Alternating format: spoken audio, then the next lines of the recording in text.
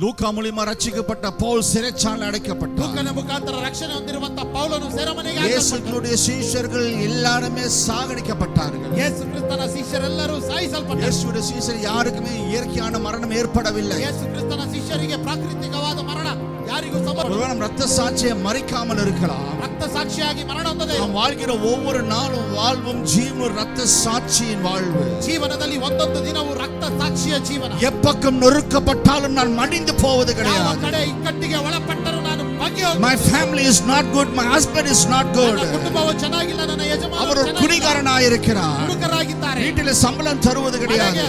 என் பிள்ளைகள் கீழ்ப்படிவது கிடையாது. என் சரீரத்தில் வியாதி, என் வாழ்க்கையில பலவீனம், கைவிடப்பட்ட ஒரு சூழ்நிலை, கடன் பிரச்சனையோடு கூட where I can go, ಎಲ್ಲಿಗೆ ನಾನು ಹೋಗಲಿ?